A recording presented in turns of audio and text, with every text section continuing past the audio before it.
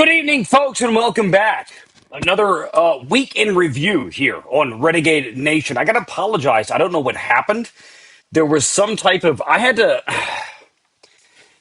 The computer decided to do its update right before we started. I don't know what happened.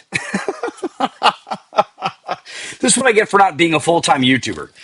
And I don't know if it was casting to the main channel and Renegade Nation or so. I don't know what happened. I'm not sure. I probably screwed up.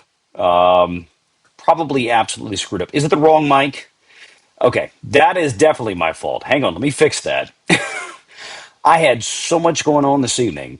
Let me see. Hang on one second. Yep, that's why. I'll explain this. Hang on. How is that, ladies and gentlemen? Is that better? All right. So today I just got for some mobility, and I'm doing a test check tonight.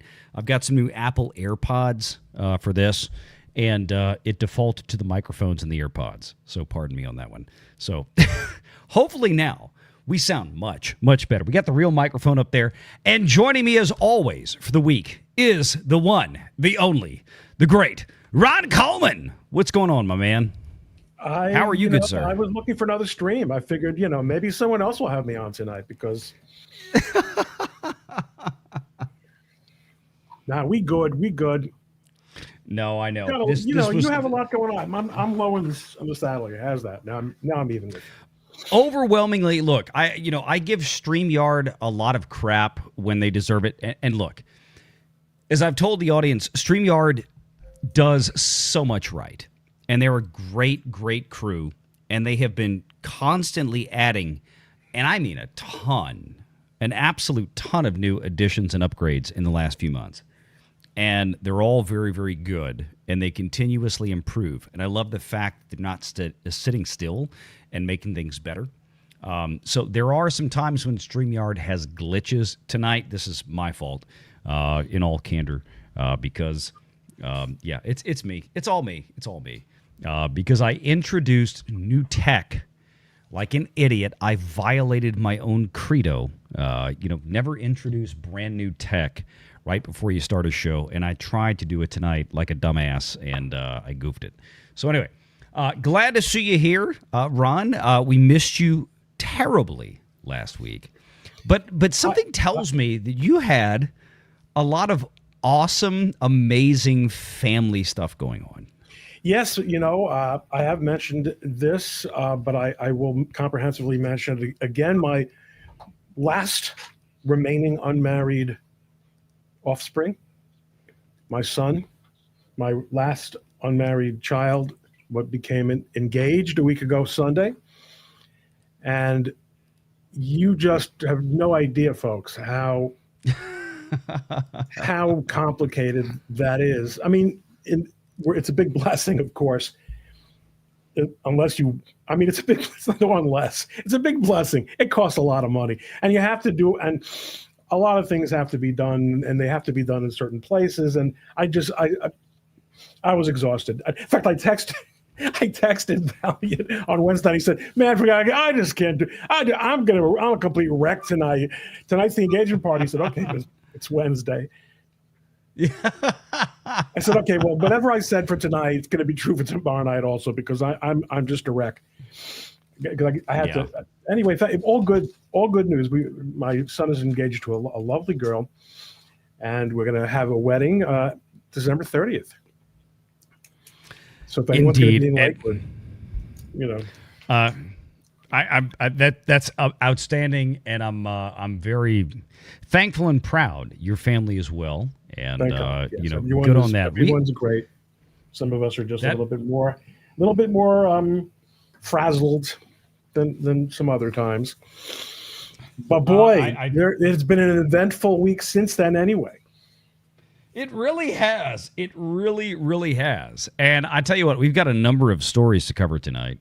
The first thing I want to catch, because of my own goof up, Araxis had sent in a $2 super chat. Apparently, this came through on the main channel, and I was not aware of this. I'm looking backstage now because I was concerned we might have missed a few things. I'm confused. Here you go.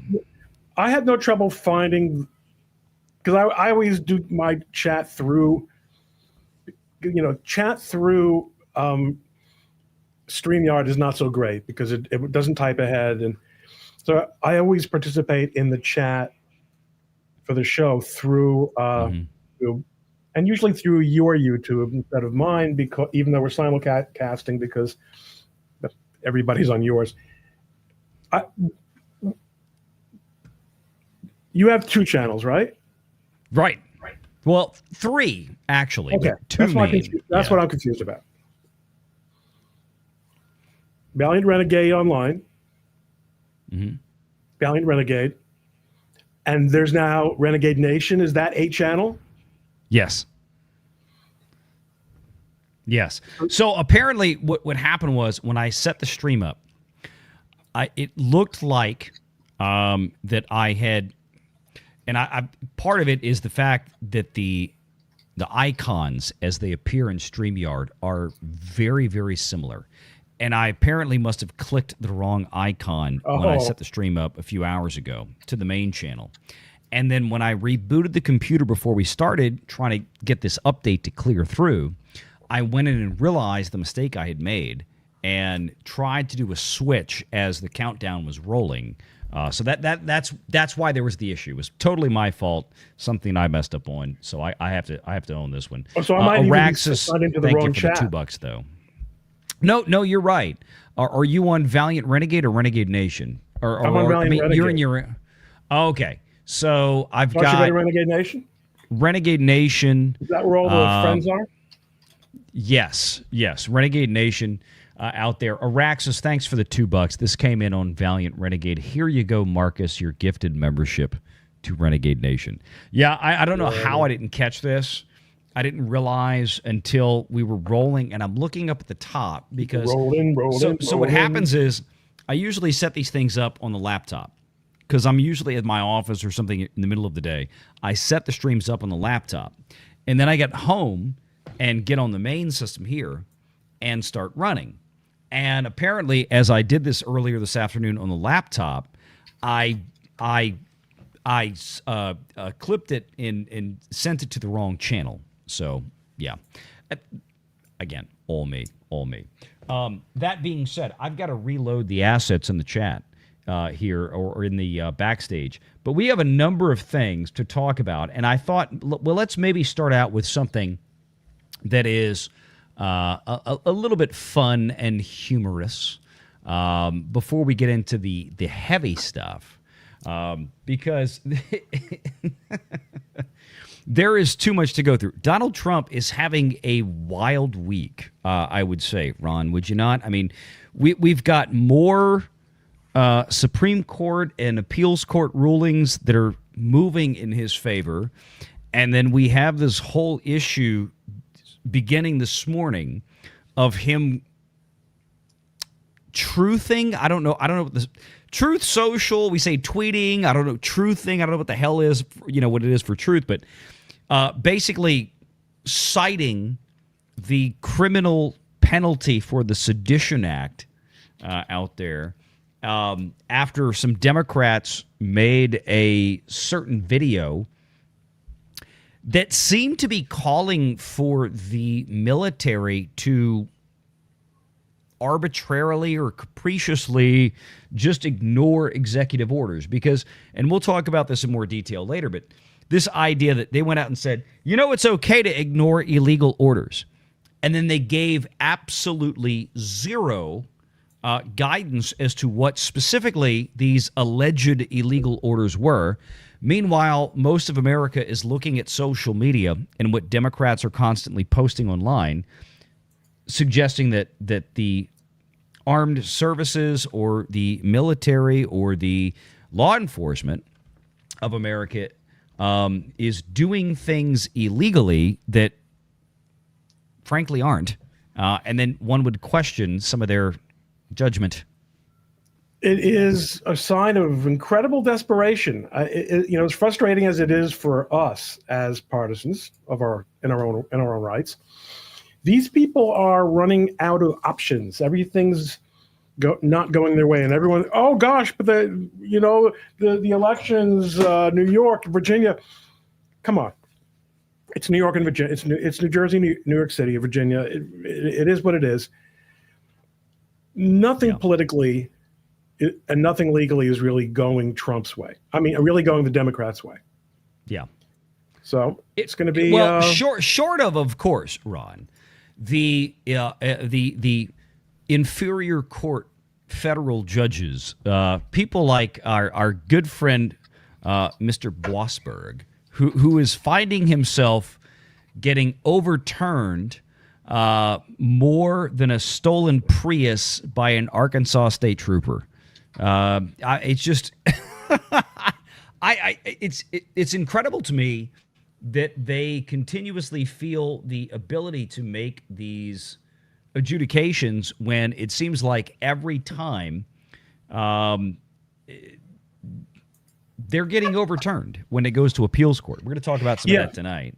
And it's funny because I saw one of my journalist friends who should know better. I don't want to say her name. Who said another legal setback for Trump. Another legal setback for Trump. He wins virtually every appeal.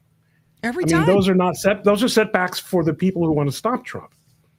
It really is. I mean, I realize there is a lot of hope out there, and there's probably a lot of people that need to go home and find solace in their sexual devices and their cat pee.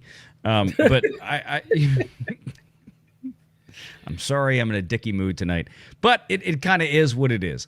Let me bring this up real quick. We got Snarky out there. Snarky dropping $50. Good evening to Valliant and Ron. It is indeed an interesting time. And I'll join you. What are you having there, Ron? Don't try to hide it. Oh, Celsius. Sparkling. Okay, well, I'm having a little bourbon. So. I'm not much of a drinker. I understand. Especially pound for pound. When I was in college, it was kind of a running joke that, Ron, not the slightest of men. It was such a lightweight. But this was Princeton, where everyone's an alcoholic.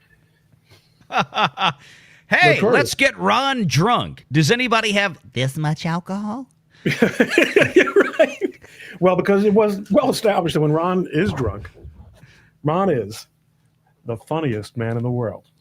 You know what? I actually believe that. I really do. And that joke I just threw at you, that is a 27-year-old joke now that was first made when my wife and I started dating.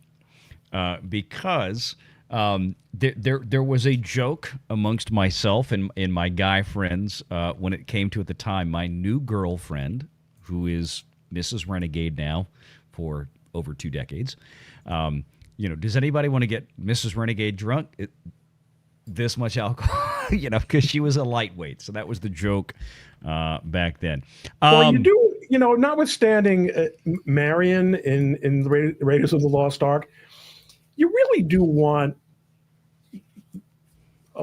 the lady to not be a hard drinking, lady. Yeah, it's not a good sign. Marion was still hot in Raiders of the Lost Ark, even though she would drink those Mongolian guys under the table, literally under the table. Yes. Ron bringing in the last action movie that he saw.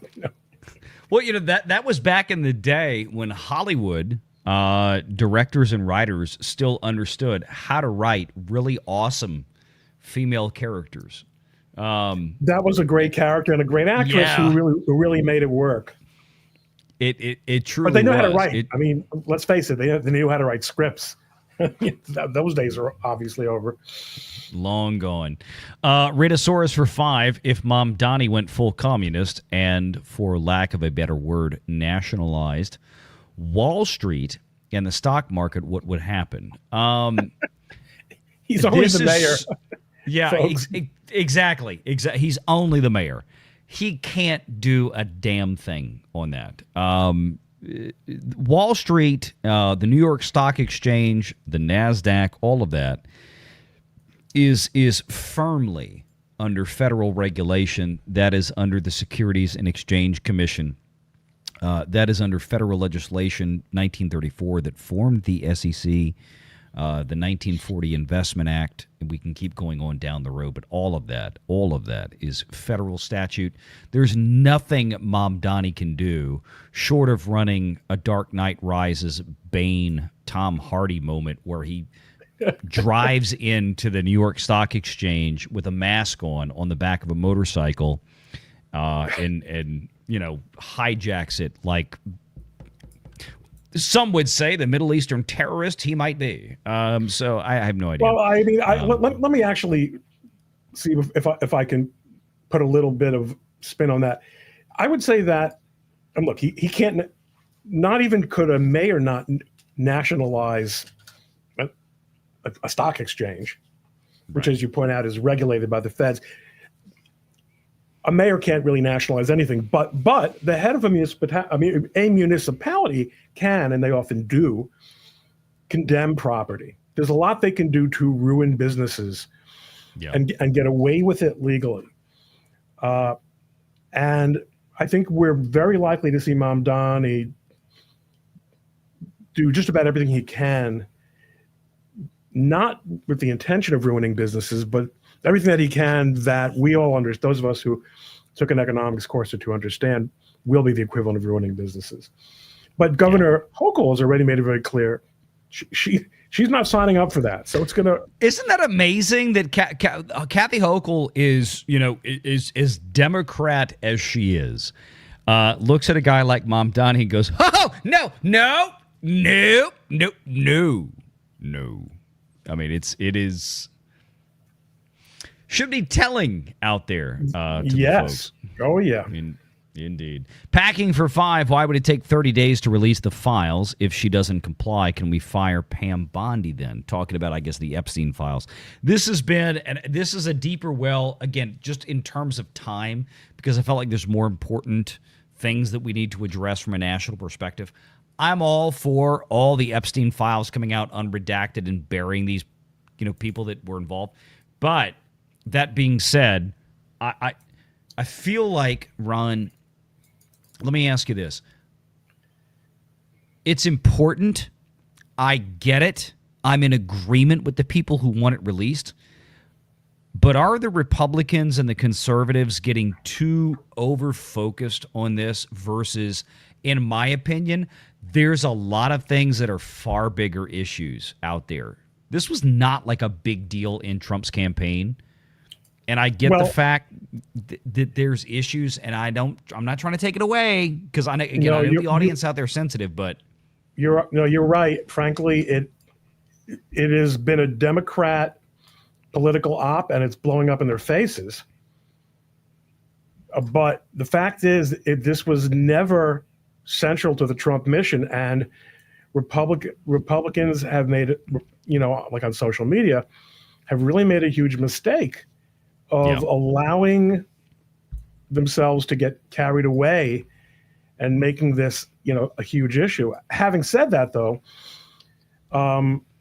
it really has been a big mistake for the Democrats, because what's already come out is disastrous for them. I would agree, and to that extent, I would try to be fair and say I think the Trump administration, at the very least, their initial handling of the Epstein situation was horrid. It was atrocious. The whole binders coming out, where they had all the bloggers and everything showing up at the White House and walking out with these binders that said Epstein files on it, full of a bunch of blank sheets of copy paper. It's stupid. It was and I hated this. To be fair, I think it was a totally unforced error, to use a baseball term, completely unforced error. And the thing is that, and I've said this many, many times, I would love for them to come out, but the reality is, look at the royal family just officially booted Prince Andrew from it. I guarantee you a lot of that had to do with what was in these documents. You have so many foreign leaders and massive foreign business leaders, politically and otherwise, that just are probably involved in this. And we'd all love for all the names to come out, but I look at this from the standpoint of how do you mitigate this? How do you navigate this? They got to listen. It's got to happen. It's got to. They got to rip the Band-Aid off. The problem is, it's not going to happen so fast. There are going to be challenges. There are other legal interests. There are other federal laws. There are privacy issues. It's a hot mess, and it's a very poor way to make policy. Trump is trying to fix America right now, which includes a lot of tariff renegotiation. It includes a lot of foreign policy and immigration policy of changing. A lot of things that deal with allies out there in the world and people that we want to maintain allies. And you got to imagine, as the news 6 months ago broke out that Trump, the Trump administration was going to drop all this stuff, his phone was ringing off the hook. A lot of the people he's trying to work with are telling him, we'd really prefer this not to happen, or else your second term in terms of foreign policy might get more difficult. And he probably had to make a game time decision. This is me speculating. And from that standpoint, for all the things that we know about the man Jeffrey Epstein and what he did, which was horrific and inexcusable, there's also a part of me that can understand the difficulty of a position that Trump is in and having to make a decision that, you know what,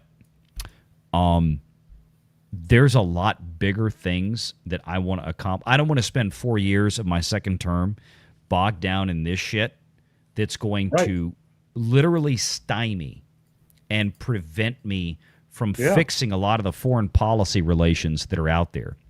And if I can use this as a leverage tool to tell all the people around the world, all these big people I'm trying to negotiate with and make things better for America, that, all right, I tell you what, we'll just make this go away. My speculation, Valliant's speculation. We'll make this go away, but you're going to come to the table and we're going to fix this shit.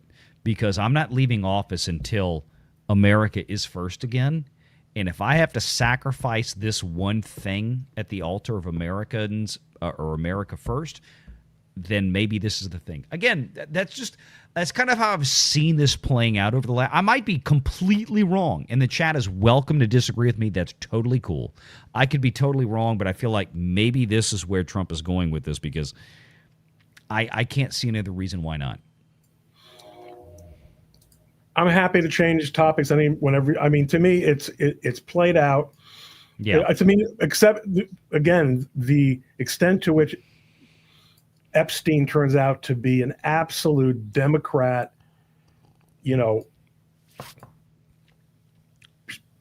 piece of crap. Yeah. And gosh, why does he want to bring down Trump? Why does he resent Trump? Because Trump kicked him out of Mar-a-Lago, and Trump was probably working with law enforcement, or very likely working with law enforcement, at least in terms of reporting him. I mean, how about, that woman in Congress who was getting texts? Yeah. I agree with you. Look, I've said for years, if there was any viable connection between Donald Trump and this stuff, it would have come out 10 years ago. That's right. Absolutely would have come out 10 years ago.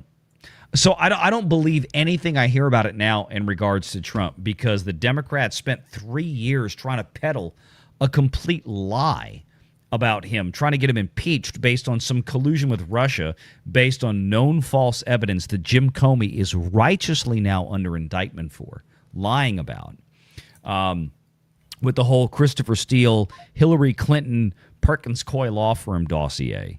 So you're telling me they spent 3 years running that lie when allegedly they would have had something legitimate they could have proven with Trump and exactly. Give me a fucking break. Give me a fucking break already. I just don't. I've been around this. I've been around this too damn long. I'm too irritated by it. All right, let me pull this up because I thought this was kind of a fun thing to kind of start with a little lighthearted humor before we get into the dirty stuff.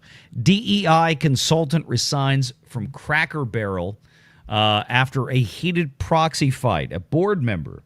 We talk about a lot of DEI stuff on the main channel because it impacts Hollywood, but honestly, diversity, equity, and inclusion impacts nothing more violently than the corporate world, and then at the same time, government, specifically the judiciary, I feel like. And we'll talk about in terms that. of the quality of the staff. Yes, indeed. And we're going to talk about that later. But Gilbert Davila is stepping down from Cracker Barrel's board, which will now consist of 9 directors instead of 10. A lot of people watched us cover this on the main channel.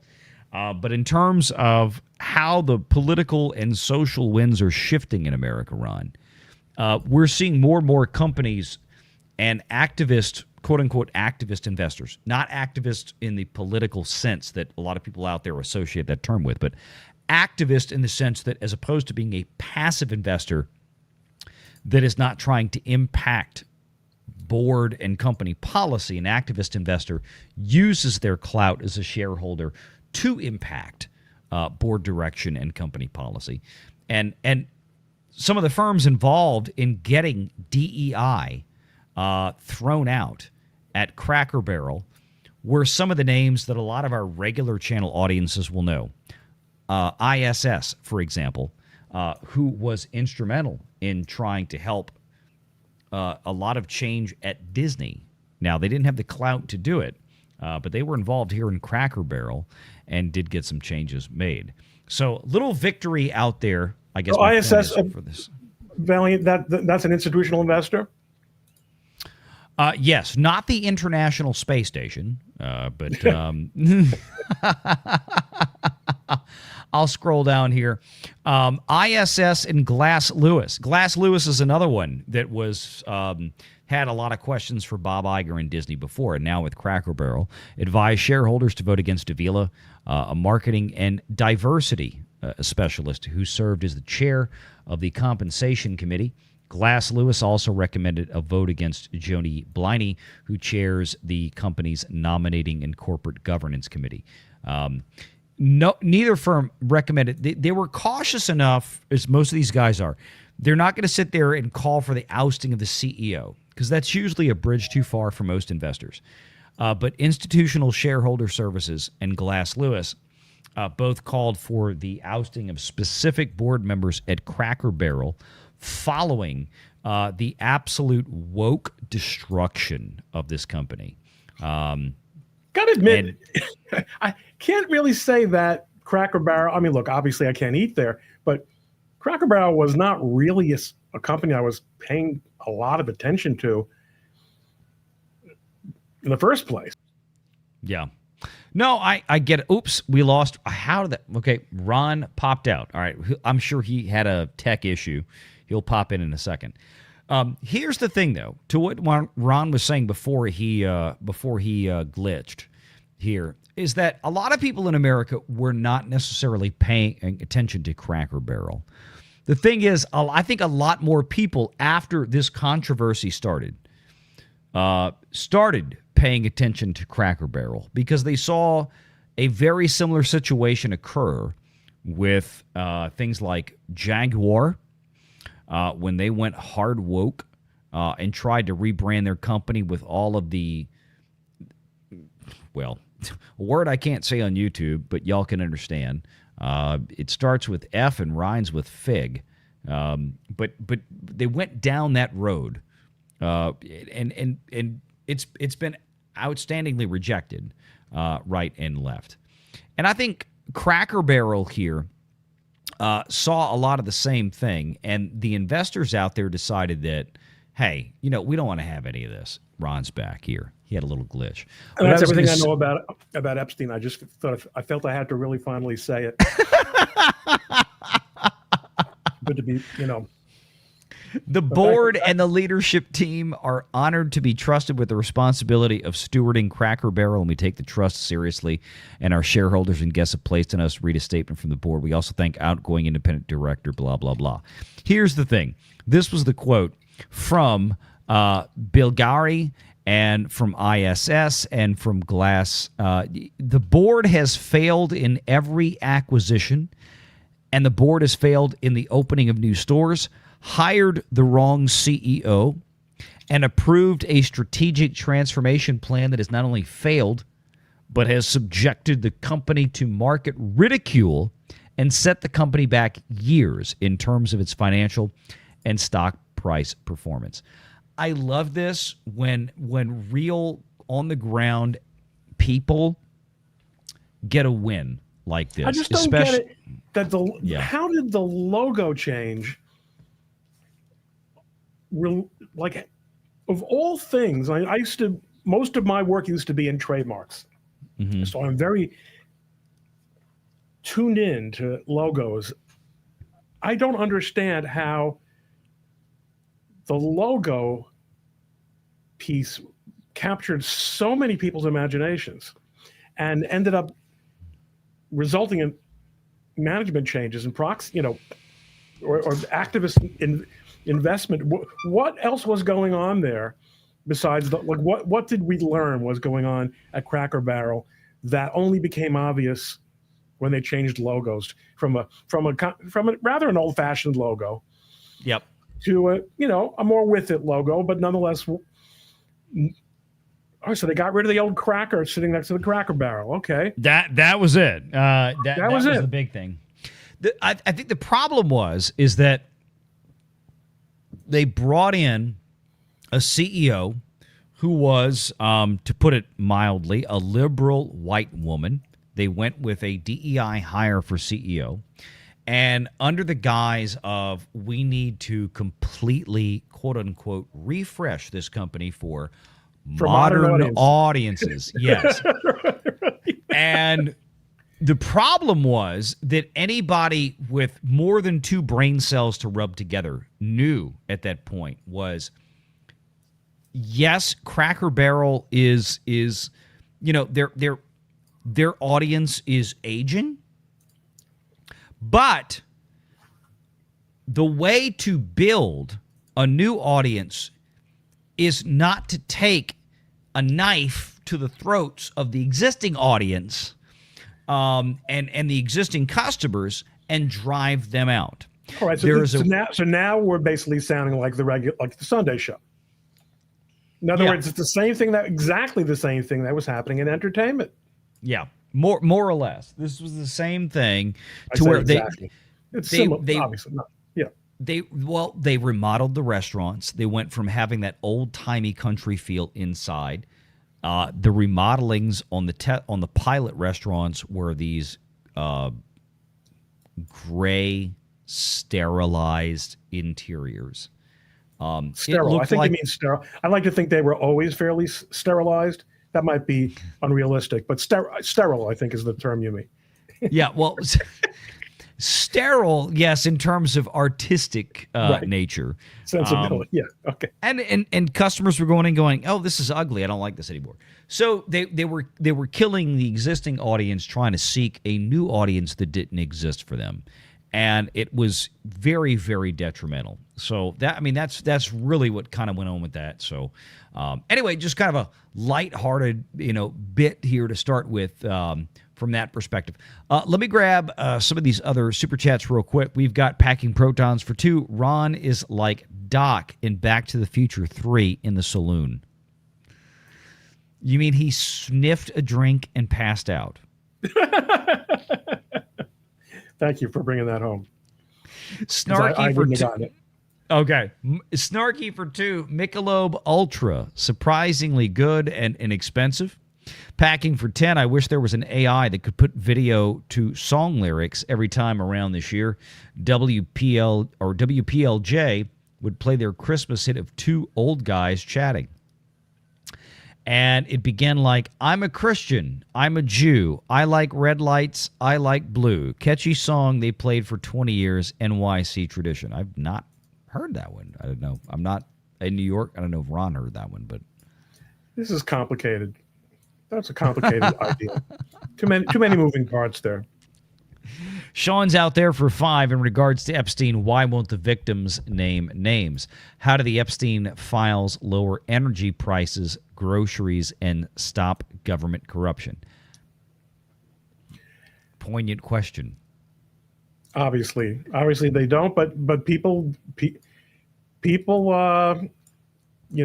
to be, a lot of people seem to be really, really animated by this. So what are you going to do? Just Jay for $20. Nothing changes. My parents are black-pilled Dems that blame Trump and refuse to listen. They admit that the news is corrupt. They don't trust anyone in the government, all 3 branches and departments, past and present. So okay, so you're bringing that to the attention of the stream because you want us to work with you on that. You want us to give you some support for that, and for $20, we'll give you time. We'll work with you. How old are your parents? Just J10. Are they older than I am? Because if they're older than I am, okay, I'm 62, going on 63. If they're older than I am, very young looking 62. Yeah, that's what all those really beautiful women in my DMs are always saying to me. Age is just a number, Mr. Coleman. After they ask me where I'm from and what I do, they don't even, the bots don't even bother to read the profiles. But at 60s, okay, so they're in their 60s like me. So don't worry about them. They're just playing it out. But they're going to be gone soon. And seriously, I mean, a lot of people, they're boomers, is what you say. They're boomers, and boomers are. It's amazing how dyed in the wool a lot of them are. They can't. Mm-hmm. They cannot conceive of any way of seeing the world differently. Although it does sound, Just Jay, that they've learned something. If they don't trust anyone, that's a step forward. That's better than trusting the government and trusting the New York Times. I think they obviously trust somebody because they trust what they've heard somewhere, that everybody's bad, right? Everybody trusts something they hear or something they feel. It's just a matter of acknowledging it. And as far as I have a picture here, Ron. I have a list of all the hot girls in your DMs. We had them on the show on the main channel last night. All the hot girls in your DMs. No, those are on your show is good girls. Yes. Real girls and godly girls. They are all very good and godly girls. They're also very good looking girls. So that is, and they all know this. I give them hell. I love it every time they come on. But for those of you who don't know, we do the and this was something that the chat and the girls on this panel all really liked and agreed on. It's called the Vixens Show, Valliant's Vixens. We usually do it the last Wednesday of every month.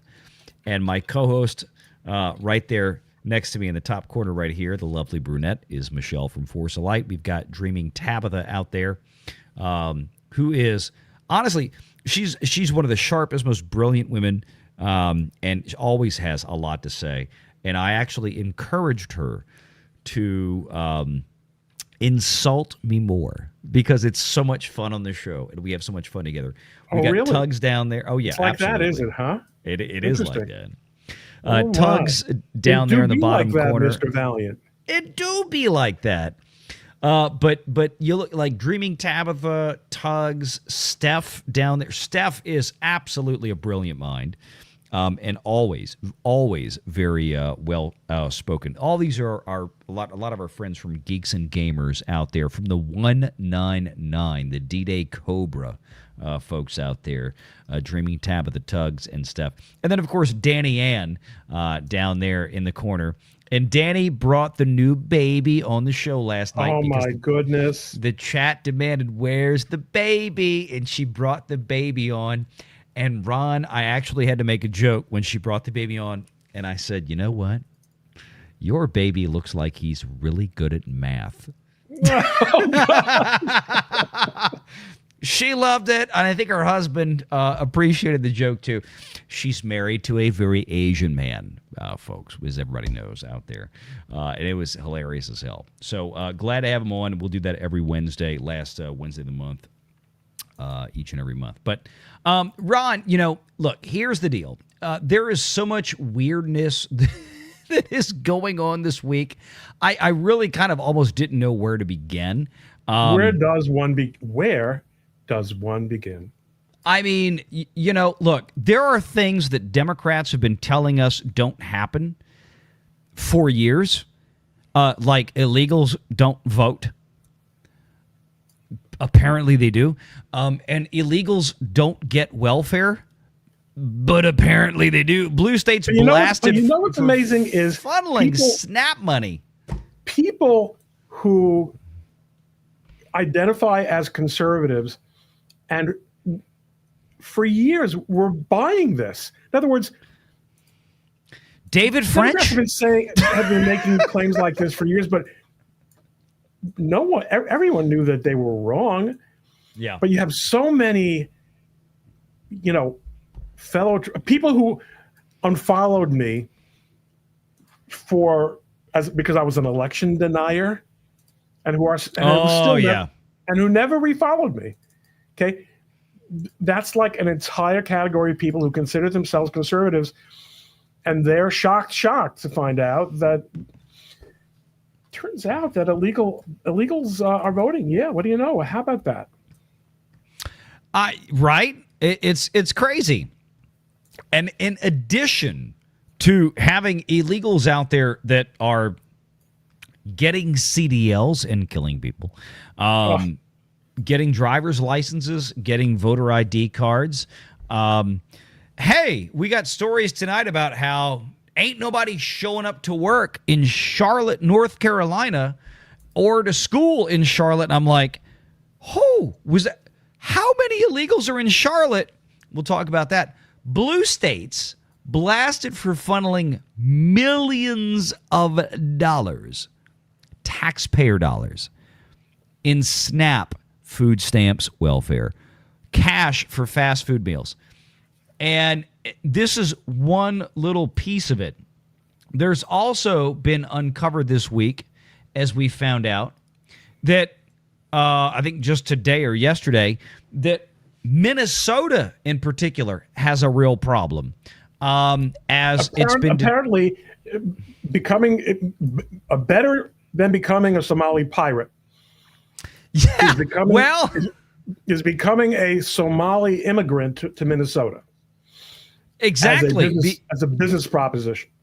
Because you can still pirate as a Somali in Minnesota, and you can then collect a whole ton of fraudulent Medicaid dollars for autism clinics that you then funnel back to terrorist organizations in Somalia. Like, how is this even? When I saw that story today, I was. Why weren't you getting in on it?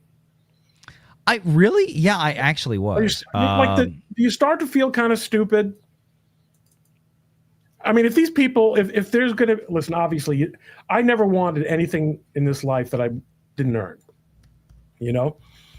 but when you bust your hump, you pay back your student loans, and you work hard and you try to make it through this challenging economic world, on the merits. And you see how easy it is for people to not only steal, but steal massive amounts of massive amounts of money, and apparently, so far, get away with it. Kind of feel a little bit like a sucker. Very much so. And I mean, Minnesota is decidedly, unequivocally, inarguably, and irrefutably a Democrat-run state from top to bottom. I mean, we can make jokes about Detroit, Michigan, Dearborn, Michigan, but Dearborn especially. But this is, look, Somalis reportedly scamming Minnesota blind. And when we say Minnesota, the thing we have to understand here is that, as is the case in every one of the 50 states, that a tremendous portion of financial support for the state Medicaid program comes from the federal taxpayer, comes from the federal government subsidizing those Medicaid programs. And I've talked about this for 15 years. Obviously not on YouTube, because I haven't been on YouTube 15 years, but in my professional financial planning practice, telling people why their medical insurance is so completely effed up was because of Obamacare. And down here in Louisiana specifically, at the time when, we had a choice to get onto the Obamacare exchange or not. And no, don't do it. It's a mess. Well, the governor at the time, who was a complete Democrat charlatan, as most Democrats are, tried to pass himself off as a conservative, and he did so successfully to the tune of 2 terms. His name was John Bell Edwards, an absolute piece of shit. And he exploded the Medicaid program in Louisiana. Louisiana's budget, over 1 year, which is in fiscal terms literally overnight, exploded from $25 billion to $31 billion the following year, all because of the Medicaid expansion after signing on to Obamacare. So when I see stories like this, I'm like, oh, I absolutely can relate, not only as a financial professional, not only as a taxpayer, and not only as somebody who has been licensed to do medical insurance and group medical insurance for over 20 years. Just as somebody with a frickin' functioning brain, I look at something like this and go, this ain't right. But sure enough, here we go. A lot of these third worlders who were imported into places like Minnesota were allowed to set up these clinics that were nothing more, quite literally, than giant fraud centers. Somalis are allegedly looting America's coffers, according to a City Journal report published Wednesday. Federal counterterrorism sources confirmed that millions of dollars, in stolen funds have been sent back to Somalia, where they ultimately landed in the hands of the terror group Al-Shabaab, Ryan Thorpe and Christopher Rufo claim. They cite an anonymous source who alleges the largest funder of Al-Shabaab is the Minnesota taxpayer. City Journal cites reports that about 40% of households in Somalia receive remittances from abroad, totaling $1.7 billion in 2023. City Journal claims that, quote, some of this money has been directed to an even more troubling destination, the Al-Qaeda-linked Islamic terrorist group Al-Shabaab. According to multiple law enforcement sources, Minnesota's Somali community has sent untold millions through a network of halawas, informal clan-based money traders that have wound up in the coffers of the Islamic terrorist group. And, look, Ron. And they seem so nice. They seem so nice. Everything's fine. You had this perfectly normal little 80-pound Somali pirate that wanted to be the mayor a few weeks ago. You've got the congresswoman who allegedly married her brother. It's just, oh my God. Minnesota is a mess. But you know what? Look, they have the whitest dude on record as the mayor, or the governor rather, of Minnesota, Tim Walz, who I don't even know if he's the father of his own children. Not just judging by the way he acts sometimes. My personal opinion. But look, America's tired of this. Everybody knows it's going on. And as we joked last night on the Vixens show, I had the panel up a minute ago. I mean, Danny made a comment at one point, and she was diving into some, what some people would consider conspiracy theory. And I made a crack at one point. I said, Danny, here's the problem. Every conspiracy theory keeps coming true. So I believe this completely. I don't even know, much of the story. Christopher Rufo has a pretty good track record. That doesn't mean he's perfect, but I read the story, Ron, and I think I can totally believe this 1,000%. I hope there's going to be some, government reaction. One would think. Would think, but then again, you'd think that there would be somebody like. Why does Chris Rufo have to be the one to figure this out? Aren't there any audits done by the government of where money goes? Isn't that like a kind of a basic thing? Am I? I know the answer is to the question. Am I naive? Of course, I'm naive. Everyone knows that about Ron Coleman. But well, here's the thing: if more stories like this keep coming out from, in my opinion, genuine, real, authentic in 2025, maybe the last members of a dying breed, investigative journalists like Rufo and these other guys. You've got Trump out there dropping missiles on narco-terrorist boats in international waters. There may be some fun after the midterms with some of this kind of stuff. I have no idea. Well, we can't wait. I mean, this kind of fraud stuff can't wait till after the midterms. I mean, it's got to stop. No. It has to stop. Well, this is why I think the Democrats have been so absolutely terrified, in my opinion. I think the Democrats are going into psycho mode, Ron, and you agree with me on this, because they're watching decades and decades and decades of a very well-defended wall around their their racket. Yes, I mean it's really what it is. It's a mafia racket, and they've had incredible protection for decades from the media, from academia, and all this, and from the Republican Party. Yes, agreed.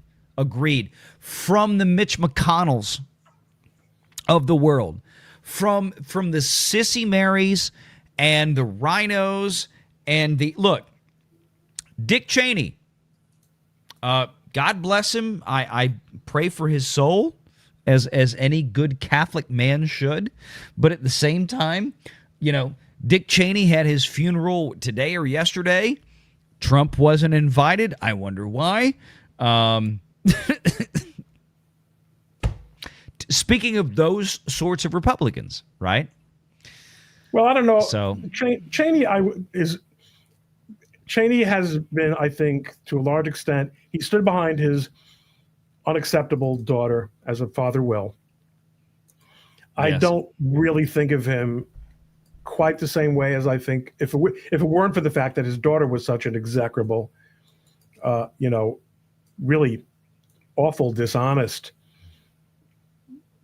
treasonous character. I think Cheney is a little bit more complex than that, but he's not.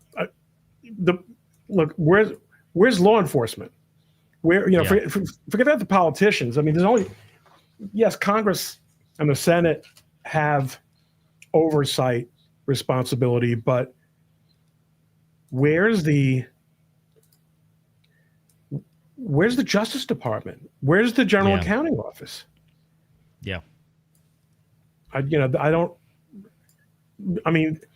They simply, the government should not be allowed to have this much money if this is how they're going to spend it. I agree, and this is the problem. And Ron, I don't want to go down a rabbit hole because you and I can go and do probably, and we could probably do 2 or 3 hours together, just nothing but talking about constitutional history and dogma. But we all know, you and I both know, I think you and I don't want to speak for you specifically, but I am a huge fan of the classical, historical theory of federalism. There is a reason that the Constitution was beautifully written in the way it was. And maybe you and I can do like a whole expose on this together coming up, because this is the 250th anniversary year of our country. But, there is Article 1, Section 8 to me is something very specific and sacred. And there are many, many bits of language in things like the Federalist Papers where the argument to the colonies was, hey, look, guys, and obviously I'm paraphrasing in 2025 parlance here, but hey, guys, in the 13 I know. Hey, guys, in the 13 colonies, look, if we intended the federal government to have unlimited and unchecked powers to pass statute to do any damn thing they wanted, then we wouldn't write this fucking document. It would make no sense. That is why we have the Constitution. That's why we have Article 1. That's why we have Article 1, Section 8. And again, for good or ill, and in all disregard to how some people may view the manner in which Trump is trying to accomplish things, I appreciate the fact that even with his crass nature, he is probably trying to get us more than anybody that has come before him back to that sense of, no, there are lines drawn. And the Democrats right now out there are trying to utilize, as they have been for, 30, 40 years, Ron, the judiciary, the federal judiciary, to impose these quote-unquote activist decisions on things. And one of the bits and pieces here is this one. An appeals court has now blocked a lower court ruling, once again, surprise, surprise, that was issued limiting the use of force and, frankly, things that have been considered stock standard law enforcement procedure for a very long time. Yeah, when it comes to immigration. Yeah. There's a real problem with the federal judiciary.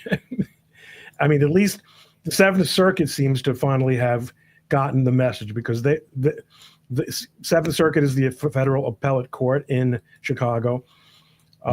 They weren't really getting the message for a while, but it looks like, now they are. Yeah. But there's crazy stuff. And the judges are the ones who are supposed to be interpreting that Constitution that you just described so admiringly. They really don't, especially the district court judges. They don't really seem to give a hoot what it says in there. They consider themselves to have this virtually limitless power to replace policy decisions, not just by the president, but by Congress, laws. Yeah. They're going to do it better. They're going to do it their own way. That is. And I here's the thing, right? And this goes back to an old school. And we want to bring everybody back to the old school of Republican conservative dogma. And that is, in this case, in terms of the political fight, Democrats, this is going back to even the earliest days of the Rush Limbaugh years. Democrats they cannot get the vast majority of their ideology passed through legitimate legislation. So they have, for 3 to 4 decades, turned to the judiciary through stacking to legislate from the bench. And everything that Rush Limbaugh talked about, not 10 years ago, not 20 years ago, but at least 30 to 35 years ago, everything you're seeing today with these inferior court judges, the guys like the Boasbergs out there, and others, many of them we'll just refer to as generic liberal white woman out there who are making rulings based, and I'm not a lawyer, Ron is, he can correct me if I'm wrong, but many of them, in my layperson's opinion, seem to be making rulings not based in law, but based in feelings and will. And will. It's just, this is what I want. This is what I want. This is what I, as a judge and a citizen, have decided is the appropriate thing. And it's not fair because white people bad and brown people good. And I mean, this chick here says essentially this, Ron. I mean, a federal appeals court has now blocked a lower court ruling that sought to limit how immigration agents can use force during a Chicago area enforcement operations, calling the judge's order, this is the appeals court, saying that the inferior court judge's order was, quote, overbroad and, quote, too prescriptive. The Seventh Circuit panel cautioned against overreading its stay, noting that a fast-track appeal could result in a, quote, more tailored and appropriate order.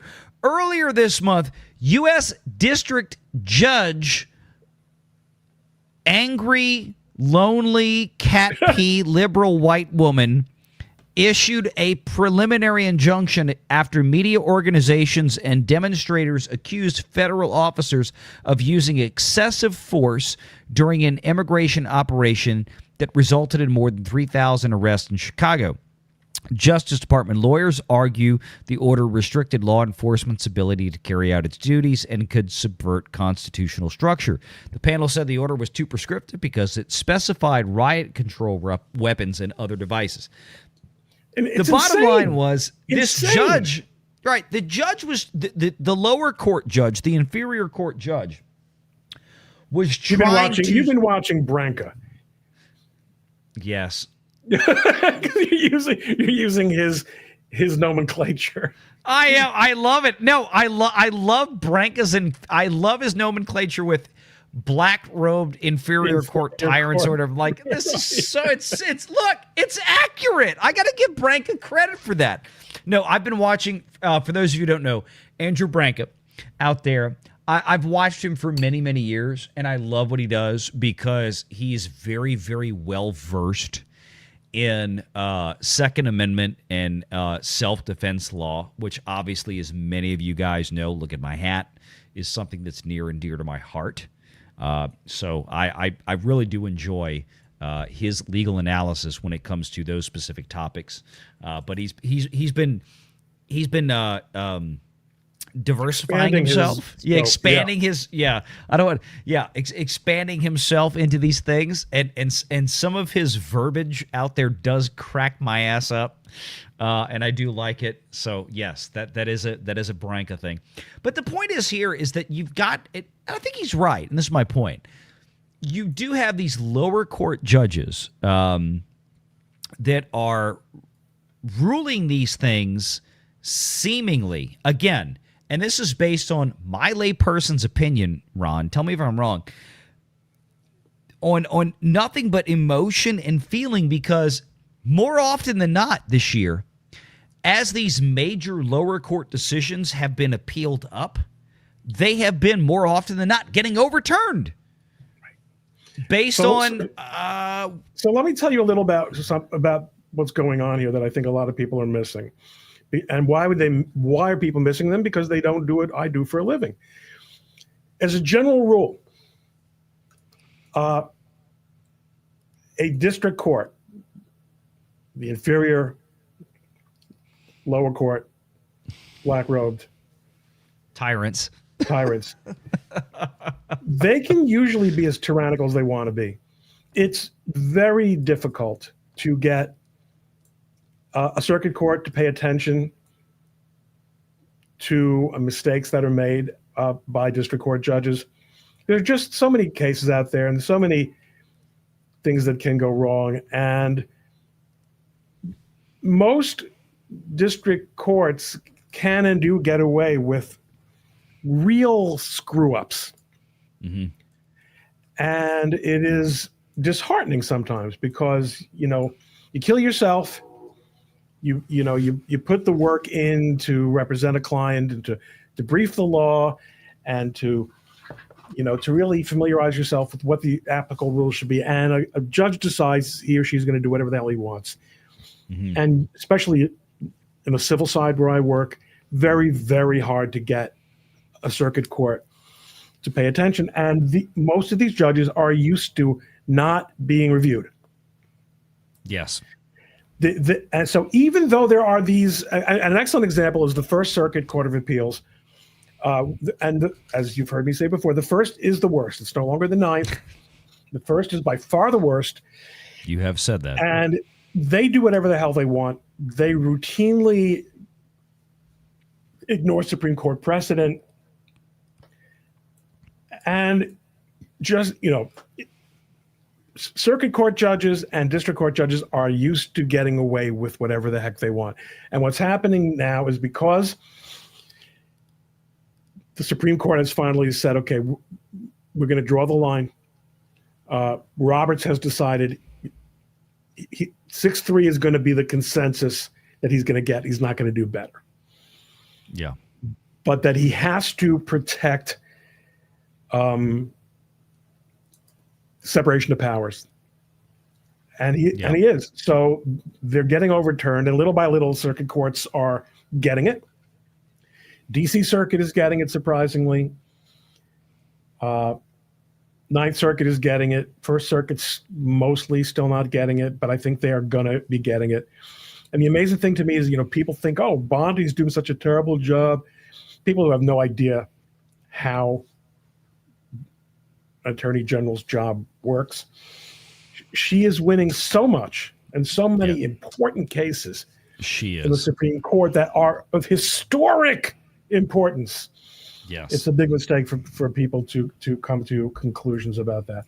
But I think you're totally right, Ron. And just to again say this from a non-lawyer standpoint, I think you're very right on Pam Bondi. I understand. I completely understand people's frustrations out there with Pam Bondi as an attorney general, and they want more out of her. And there's a lot of hunger out there, especially on the right, to see, hard, fast, like this is going to be a 90-minute action movie. And shut it down. Yeah. Yeah. All the bad guys are going to die. Like an action movie. Excellent. Right. Like a cartoon. Yeah. And I'm not trying to sit here and be an apologist for Pam Bondi. She's not perfect. And I understand. And look, I say this, Ron, knowing I have a lot of 2A friends out there that when she was first nominated were very, very nervous because of her Second Amendment history down in Florida and things like this. And I said, I get that. I said, but let's see if she actually goes down that road as the AG, as a federal prosecutor, at a federal administration level, because I think she's capable of doing a lot of good. Let's see what happens. Now, to this point, to my, real devout 2A friends out there, unless I've missed something, and I'm happily will admit that I'm wrong if I have, but I have not seen Pam Bondi do any kind of crazy, goofy ass, screw the 2A stuff since she's been AG. Not only But- that, the Justice Department has Yeah. actually changed in cases that were pending before appellate courts on Second Amendment cases. They have changed their position to Yeah. take the pro 2A position. Yeah. I think we They got to have- get past what Pam Bondi did. We do. When she We do. was AG in Florida, dealing with political situation that existed then. You know, that's not the issue. The issue in the is same I way. just- Go ahead, Ron, no, I'm sorry. Yeah, go ahead. I was going to say, in the same way that people needed to get past the infighting back in 2016 between Ted Cruz and Donald Trump, and the same way that people need to get past the back and forth with Ron DeSantis and Donald Trump when they were against each other. I get it. It was shitty, and we hated it. But you know what? Ron DeSantis is still an absolutely, pardon my French, fucking awesome governor in Florida. He's a much better governor than would ever be president. Pam Bondi, again, a lot of things I could disagree with her about, but I like a lot of what she's doing up there in Washington as AG. Is she perfect? No. Is she doing everything that everybody wants? No. But what I look at is, like, going back to 2008, and I had to have so many conversations with clients and people and friends and family about, you know, there was this thing in 2008, 2009, when there were a lot of financial executives at AIG that were receiving these huge bonuses and all this kind of stuff. And people were screaming and hollering that they should be hung from a yardarm and all this kind of stuff. And I'm like, guys, you don't understand. The people that were running AIG life insurance, the guys that were running AIG's broker dealer, the guys that were running AIG's like internal financial products for customers had nothing to do with the people that were running the other side of AIG, the other side of the building that were doing all the crazy stuff. I'm like, y'all can't separate the good from the bad. And I get it. We're all hot and there's bad shit going on. But I will always be, at least to the best of my ability, the voice of reason to say, hey, y'all, chill out. I try. I do my best. It's like, look, if I see something like we Harbinger of truth, you could even say. The harbinger of truth. Yeah, it's like, okay, dial it back, because we don't want to take innocent people and throw them under a bus for something they had nothing to do with. But not only that, like, what's your alternative? I mean, all these people. I'm gonna stay home. Trump. If Trump doesn't release the Epstein files, I'm gonna stay home. His base. You stay home. Okay. You're good. Just write a check to the Democrats. Why did we have to explain that? Why do we have to explain that? Look, and this, my point is, I understand. I get the fact that people really want this out, but what I'm trying to get people out there watching to understand is, as much as we all want it out, and we all do, I have come to the point where I'm willing to accept the possibility that this horrible piece of history might need to get buried to affect a far greater and secure a far greater thing here in this country that is far more impactful. I'm not denigrating the horrid things that happened to the victims of this terrible travesty. But my God, I also understand really, really hard, shitty decisions. And quite frankly, guys and girls out there, this is why we vote for people like Trump for president, is to make the hard decisions. We might not understand and agree with all of them, and we might not be able to excuse all of them. I get that. But at the same time, I'm like, I want to focus on the big picture. I really do. I really do. Let me grab some of these chats here. We've got Nightwalker Medicine for 10 Peoples. Want the files released because after the last admin. You're not getting it. You're not getting Old Testament judgment on Epstein. He's dead, first of all. So God is giving him Old Testament judgment. Okay, that you're getting it, but you're not getting it. You're not getting it in this world, and he's not getting it in this world. Too many people got away with too much for too long. Nightwalker, dude. I get you. I get you. As Ron just, I think, correctly pointed out, let God sort that out. That's where we are at this point. And let me tell you what, I don't think he's in heaven. Okay? I think he's in the other fucking place. Washington State from Snarky says for 20 is following California, New York, and Oregon off the same ridiculous progressive cliff. This is a beautiful place, but the policies are destroying it. All the governor cares about is fighting President Trump. It's so stupid. And in addition, on your channel, Ron Coleman, 20 gifted channel memberships for Snarky, who now, by law, has to come over to my channel and gift 20. Oh, wait, we don't have memberships. Thank you, Snarky. Damn, we don't have memberships on my channel yet. No, thank you, Snarky. I appreciate it, dude. God bless you. It's good to see you, man. Thank you for coming to hang out last night on the main channel. MedMut for 5 VR. Ron, what's the difference between a conspiracy theory and facts? About 3 to 5 days. Snarky for 2. President Trump. Can I just before we pass that? Everyone loves that gag, but as a Jewish person, as a person of the Hebraic persuasion, there's a lot of conspiracy shit out there about the Jews, which is really bullshit, really total, smooth brain stuff. And yeah. Your 3 days have passed. Your 300 years have passed. Okay. We don't even run our own households. Okay? I was informed that the Jews blew up the World Trade Center, Ron, so I don't like you anymore. Right. Exactly. So. President Trump redefines presidential, says Snarky. Thank you very much. And he also says, I would like to see your new staccato VR. I have to go get it. I tell you what, Snarky, for you, because you've always said I have to go get it. But I will. Sean is out there. What's up, felon attorney Sean for $2? Ron, tell Valliant we want to see this. Okay, why is everybody up with the staccato tonight? Valliant, we want to see the staccato gift. Okay, I tell you what. I have to go get it. Let me play a little bit of a clip here. Dang it. Y'all are killing me right now. I need to play. I tell you what. I'm going to give y'all haven't seen this on Renegade Nation. He can say y'all, by the way. This guy he lives in Louisiana. He can say y'all. I cannot stand when Yankees like me go around saying y'all. That just does not cut it, folks. But you can say it. As white as you are.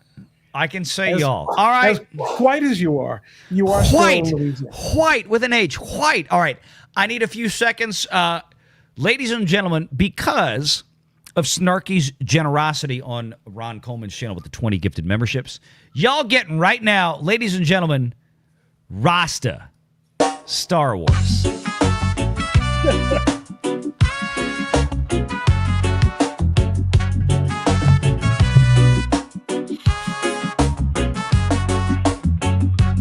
Oh, my goodness.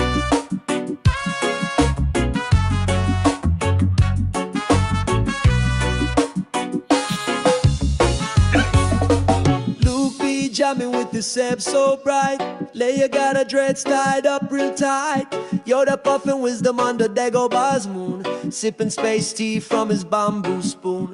Rasta wars in a galaxy afar, grooving on the rhythm of a reggae star. Chewie plays the bongos and strums guitar. R2 and 3PO be dancing bizarre.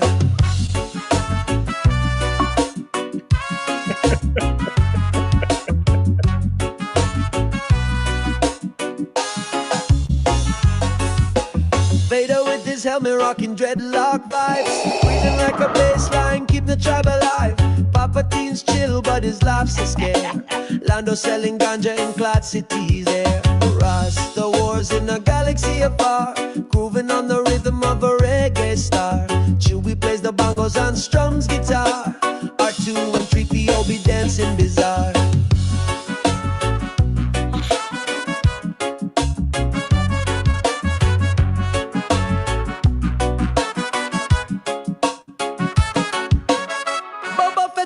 got the bass line deep. Floating through the cosmos where the vibes don't sleep. Jabba's eating space fruit with a lazy grin, while the Ewoks chant, let the Rasta begin. Yoda says, feel it flow through your man. Luke's got the force, but he's laid back strong.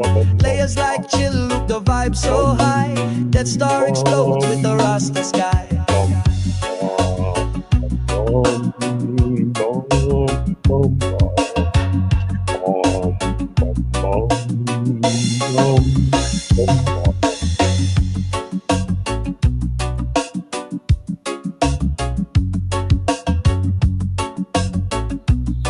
Yeah, man.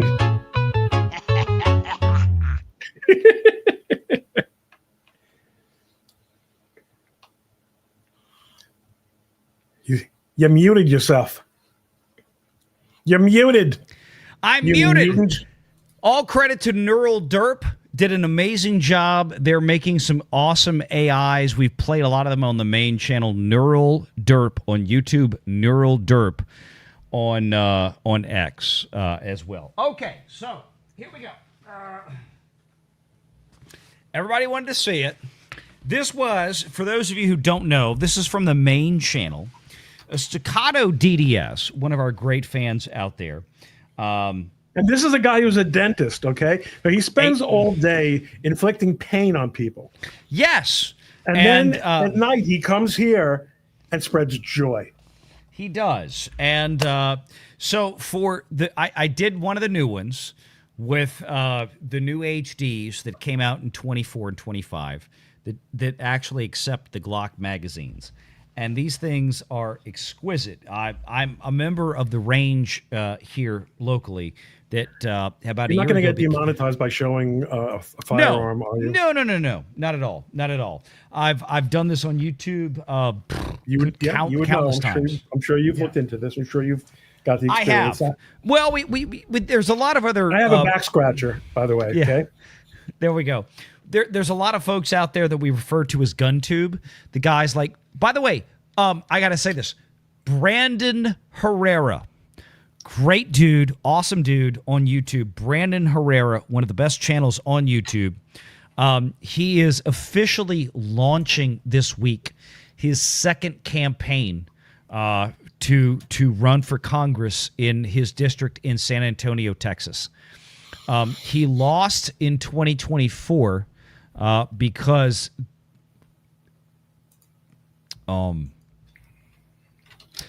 illegals and shit. But it went to a Democrat who spent the whole campaign lying about him. Brandon Herrera, who I frankly wish would have been named as director of the ATF. But Brandon's running. He is a gun tuber.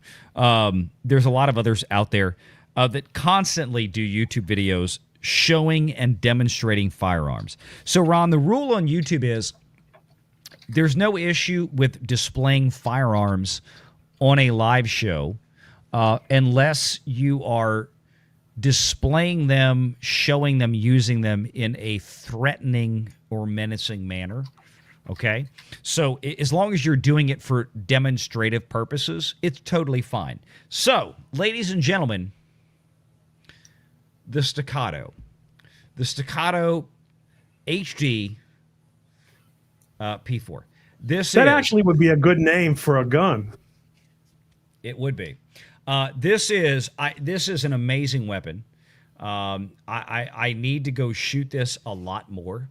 I love the custom porting up here in the front. This is currently loaded. This is currently loaded with some Federals and some Hornadies out there that the FBI uses. But that being said, it's a great weapon. I love it. Smooth as can be. And this was because of Staccato DDS out there that did this. And I bought it on the weekend of my birthday. So I never thought in my life that I would buy a $3,000 handgun.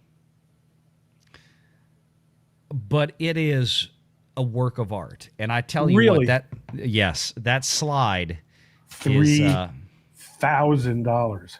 yeah, $3,000.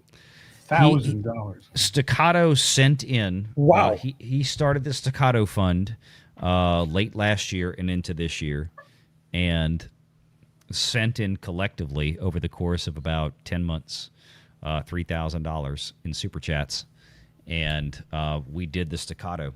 So yeah, Beautiful. yeah, it is. It is a gorgeous weapon, and I've got a lot of fine firearms, but this really is something spectacular. That slide is like butter. Butter, I mean, like butter. it's dude.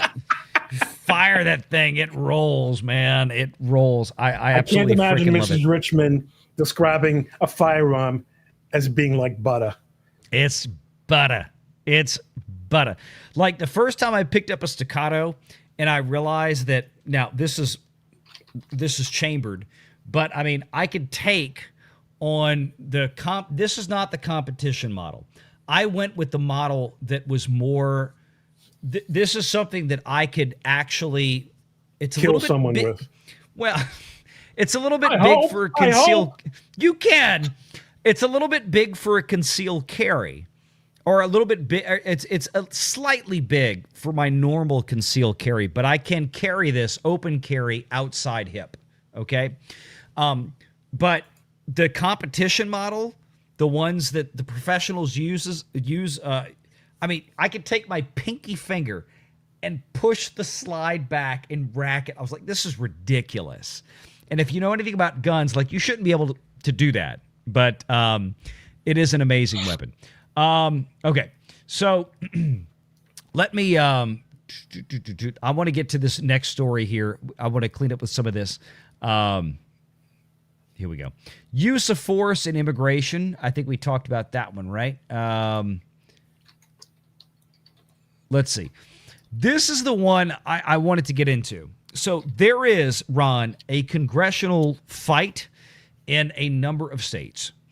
I'm talking about state legislatures who want to redraw lines on congressional maps, which states ostensibly have the right to do, provided that they're not drawing these lines based on unconstitutional methods, let's say.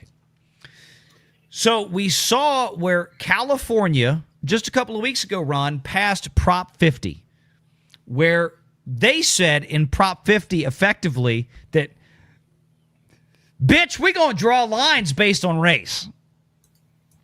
And then Texas said, we're going to redistrict our maps so that we eliminate the gerrymandered districts based on race. Guess which one a federal judge struck down? It was Texas. Actually, two federal judges. Yeah. Texas has appealed to the United States Supreme Court as of Tuesday this week. After federal judges, plural, as you correctly stated, block a newly drawn congressional map for next year's midterm elections. And again, we go back to and you and I have had this conversation, I think, many times in the last several weeks, debating about, or me asking you, rather, Ron, how apt a Supreme Court or an appellate court is going to be considering the urgency or the immediacy of this matter, because we're talking about midterm elections that are now officially less than 1 year away, and you can't drag this out, right? You've got to have these congressional lines have to be solidified one way or another, like tomorrow, because otherwise the people that want to run have no idea who the fuck their voters are. So you can't drag this out till the summer of next year. We're way past the line at that point. But basically what you had was Texas passed and redistricted congressional maps in Texas that would have increased Republican seats theoretically by, I think, 4 or 5 seats, by eliminating what had previously been considered racial lines. And now a lower court judge or judges have seemingly ruled that by Texas eliminating racial districting, that they have engaged in racism. Help me out on this one. Well, I mean, the story here is the dissent in this case. Yes. So let's fast forward to that before we get to the okay, because that's a real dog bites man. I mean, this is dog bites man. Another stupid ass judge or two. Yeah. Second guessing the law, It was a 2-1 3-judge panel. So the Tuesday ruling came in a 2-1 vote by a 3-judge panel, dealing, quote unquote, and this is according to CBS News and their editorialization of this, it dealt a quote unquote blow to Republicans while Democrats celebrated. That's because under the newly drawn map approved by Republicans in Texas, who stood to gain 5 U.S. congressional seats in Texas, the Democrats were facing a game of political musical chairs. Some were set to retire or primary each other. Now that may not happen.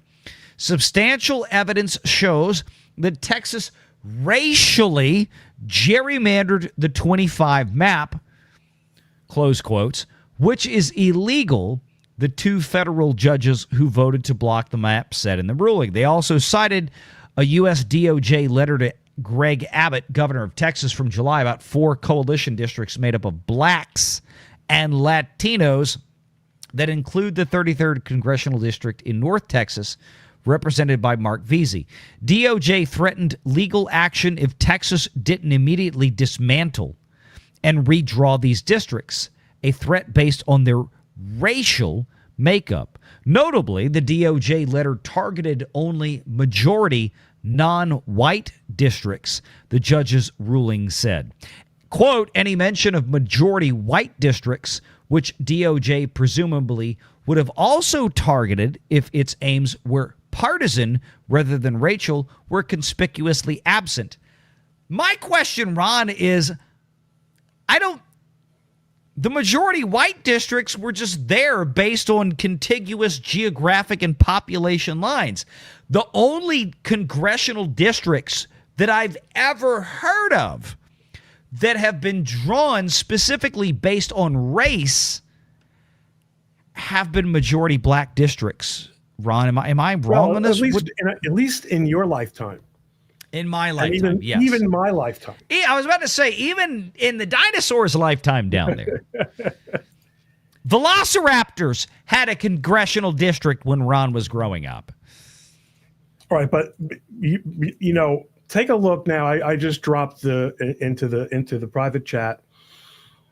This is really the story of the story.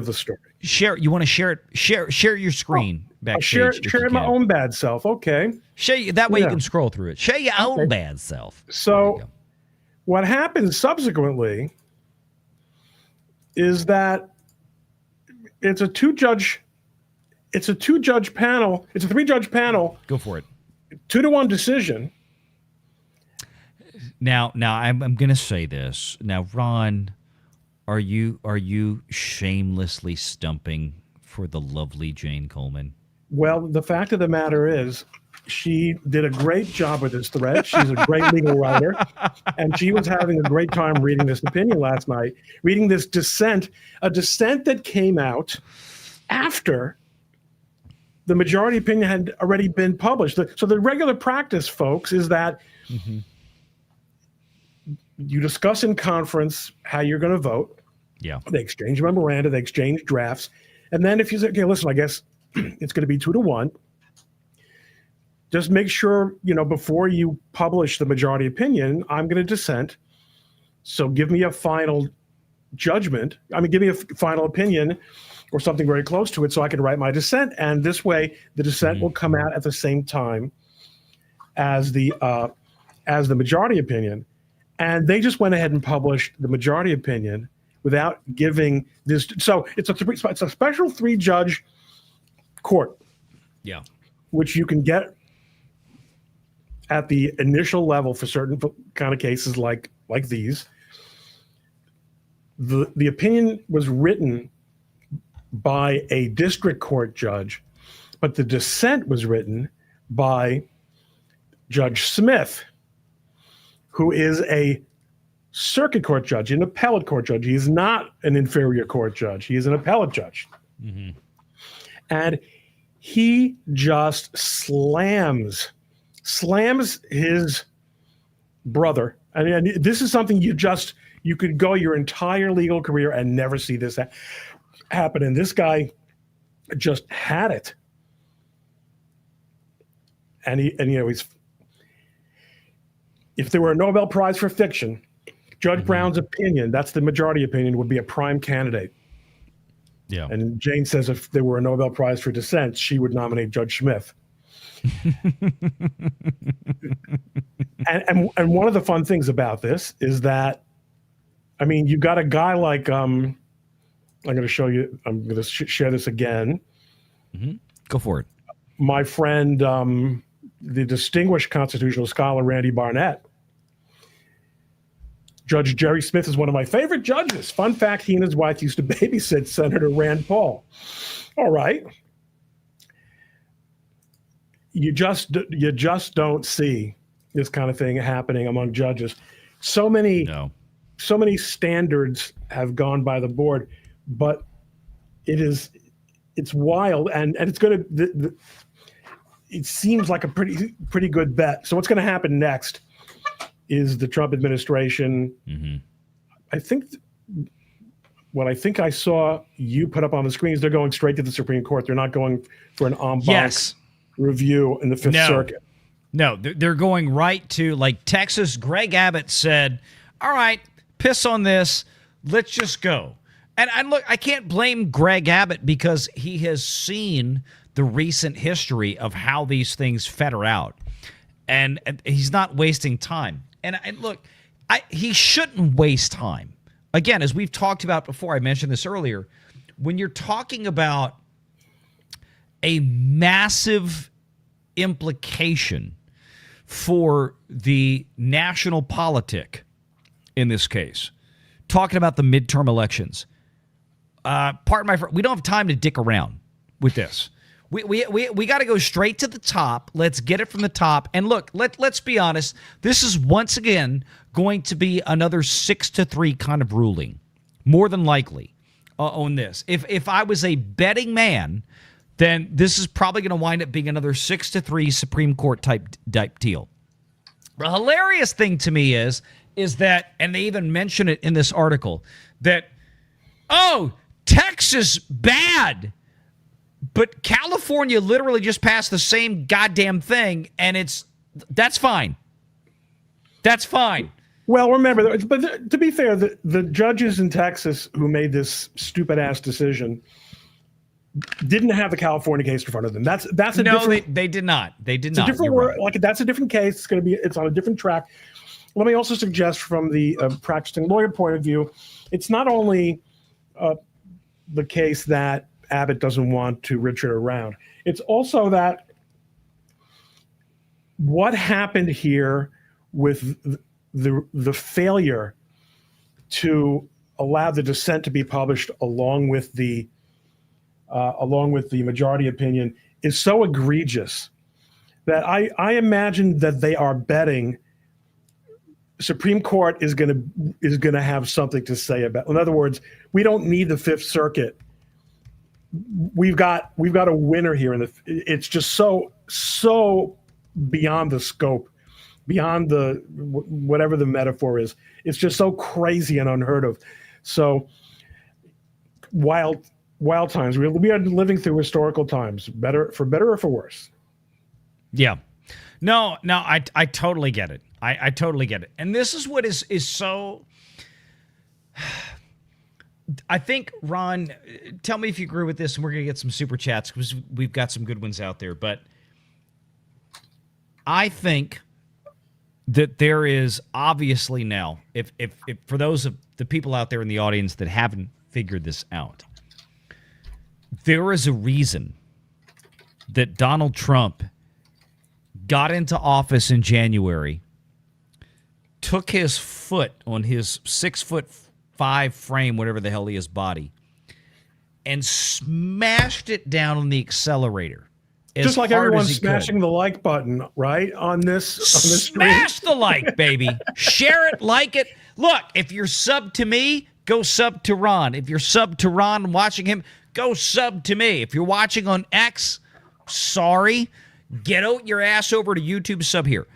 We need you here on Renegade Nation. We need you on Ron Coleman and Ron Coleman podcast. But here's the thing.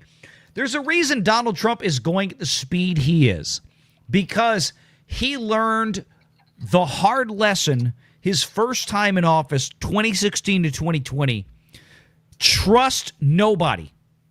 Because a lot of the people he did trust, pardon my French, completely fucked him over. And I think he's learned his lesson.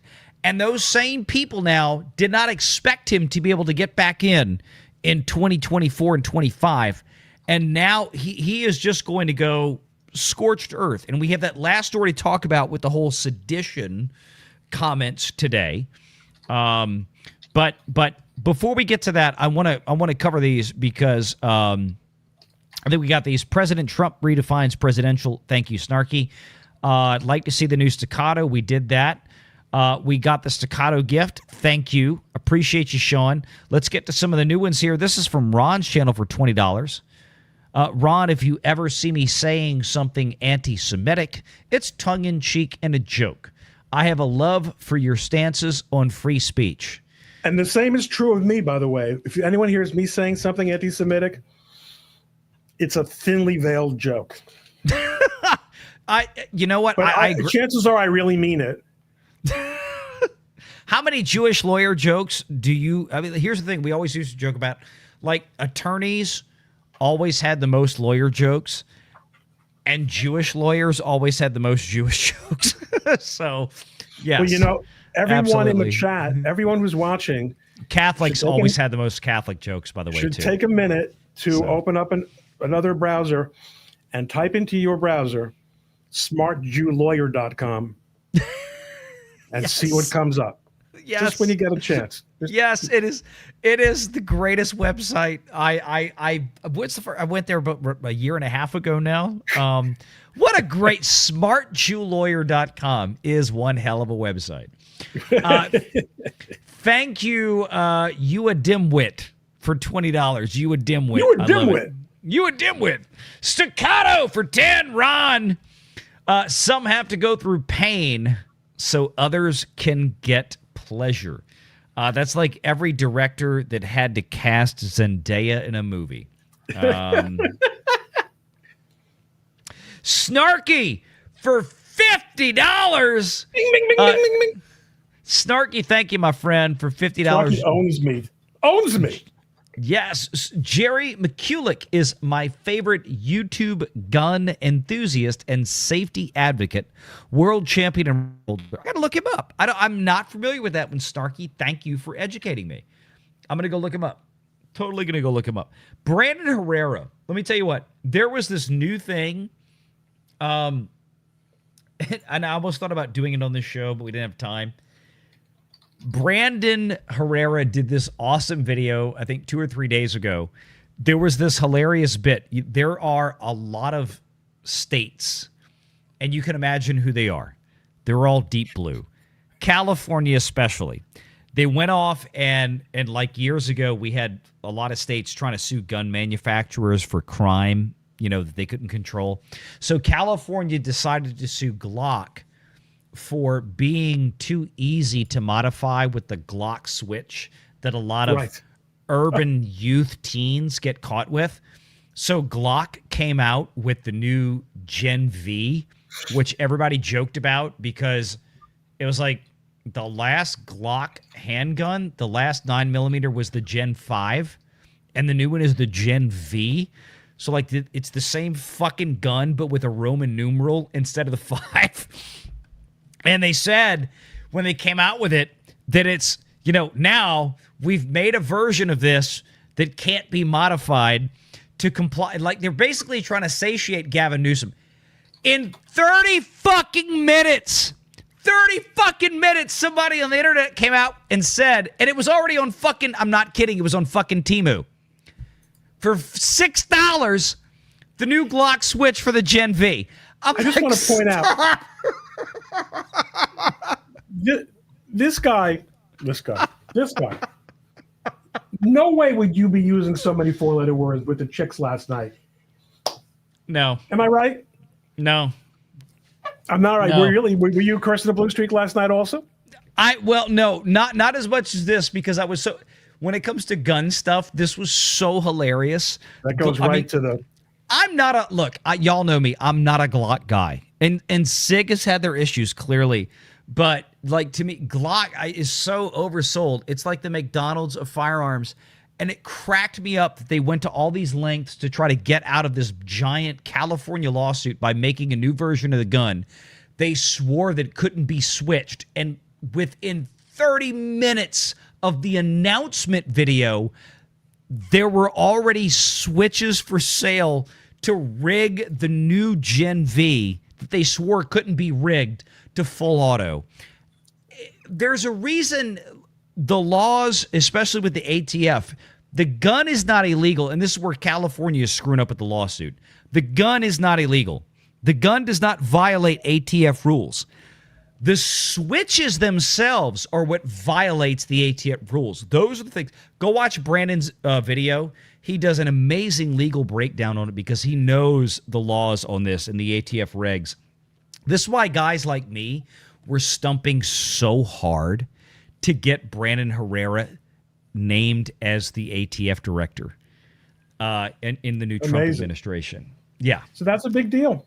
He's We're gonna have to go back, and he pulls up. It's like basically in the video he goes into, do we really need to have 2008 Heller again to explain this shit?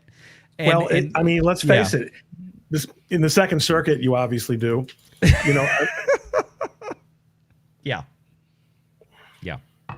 Indeed. Thank you again, Snarky. And packing for 5. Check Yo Tweety. Want to end the stream on something goofy? The Gentile or Jew WPLJ Christmas Classic. Use the second one. Okay, packing. I'm not opposed to it. My problem is, I love you, but every time you send me shit to play on a stream, it gets copyright struck every time. Also, it's too early. It's too early for Christmas. I'm sorry. It's not even Thanksgiving yet. I know that they're putting up trees in the shopping malls. It's 75 degrees and humid tonight here in New Orleans. Yeah. But packing, we'll take a look at it. We will. And we'll independently and at our production meeting, that we have the really, the planning meeting that we have so that every little detail of how the show goes can be worked out nothing scripted, by the way. Nothing is scripted on this show. Never. Snarky for 20. My appreciation for VR's accommodation and showing his new toy. Thank you, sir. Amen. And Snarky again for 5. You'll likely live close to Jerry McCulloch VR. He, too, a Cajun. Oh, okay. All right. I'm going to check him out. Packing for 2. Maybe Ron will do the hot tub stream. Oh, no. Ron doesn't know about the hot tub show.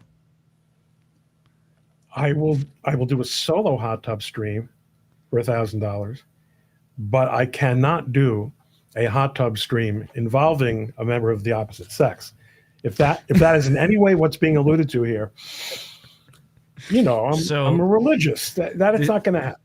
The short version, Ron, is that there's been a joke for some time on Force of Light with our I believe it. Yeah. I picked it up. I picked it up, but I just want to make it really, really clear. Right here. There's not going to be a hot tub show, but I love it. Look, y'all keep sending the super chats. Also, I don't have a hot tub. Look here, Ron. Let me teach you. I learned this from Jeremy. Let me teach you how to grift. This is from Jeremy.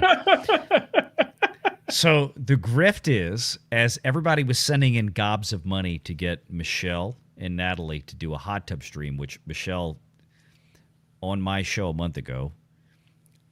I get she was trying to do a bit on the show, but she opened the door that she would do a hot tub stream with Natalie. And that turned into nightmare fuel for a month. But nightmare fuel. I think super chat fuel. Super chat fuel, nightmare fuel for her. So the grift was, I tell y'all what, if y'all don't want me to show up in the hot tub with them, y'all need to send me $2,000. So if you don't want to see Ron Coleman show up in a hot tub stream with the girls, you got to send Ron $2,000 too. That's how this shit works. You know, it's like this is it. No, we're not doing this, Sean. No, to Ron's hot tub stream for $2. Here we go. See, this is how it happens. And certainly not for $2. Yeah, no, I'm not that cheap. I am not that cheap. Have you ever known a Jew to do anything for $2? No, I'm kidding. All right, so I mean, I would bend down and pick it up if it was on the ground. Indeed. All right, so the last part of this tonight, Ron, you see in the news. So this morning, okay, so there was this video that went out from the Democrats that was or certain Democrat elected members of Congress telling military personnel to ignore illegal orders.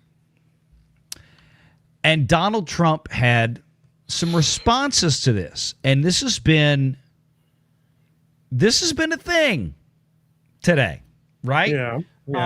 And there's been a lot going on with this, and the whole issue with talking about sedition, and I mean, this has been wild. So, I mean, just kind of some initial thoughts here, because I think we all know what the Democrats are trying to get at by making this kind of statement to troops.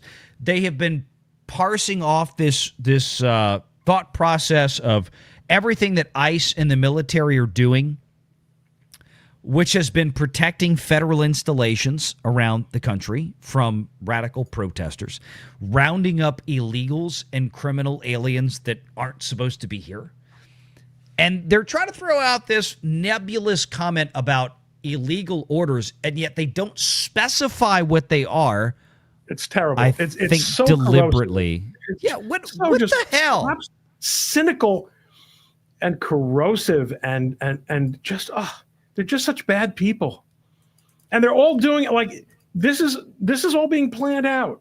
You know, like There's no mystery to this.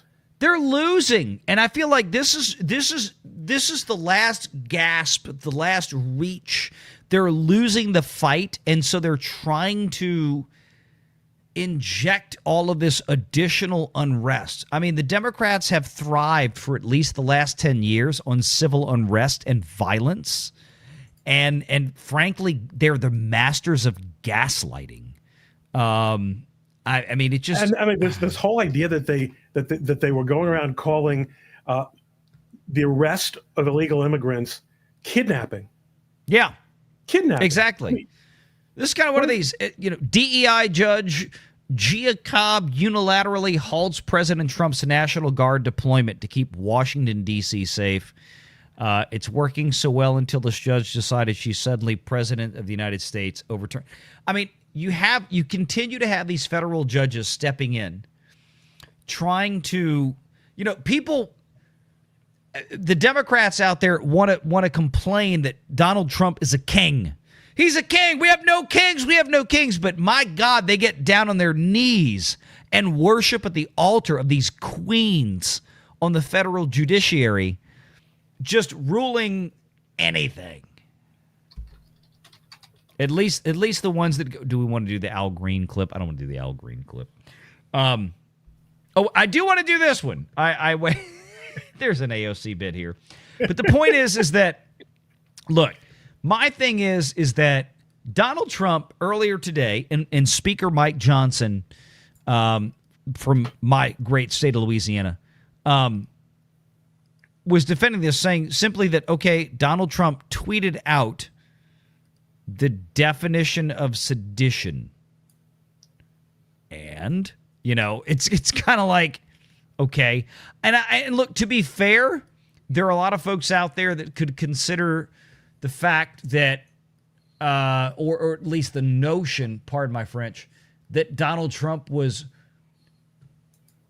riding a line, right, in terms of how he was posting things on Truth Social. I think a lot of people would disagree, but I mean, Ron, what's your thoughts on that when it came to hang them and sedition equals death sentence? It's not wrong. Oh God, what the hell is this? This could be your experience, America. This is the thumbnail for the Ron Coleman hot tub. Hang on. My visit to Utah a couple years ago. I'm doing this right now. I'm taking a picture with my iPhone, and I am Get that out of there. I'm sending that to Michelle. Say, look, you're not alone. It's alone.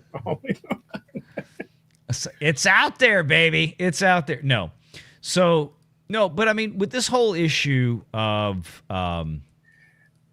I don't really know what the president had in mind. I mean, I think he wants to. I think he wants to just make political hay out of it. I don't think anyone is going to be, I don't think anyone there.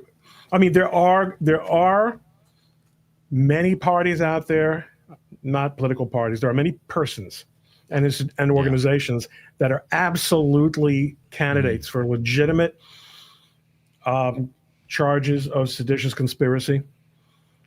But that video isn't grounds for it. That video is just grounds for reminding, what he's reminding everyone is just what utter shits the Democrats are.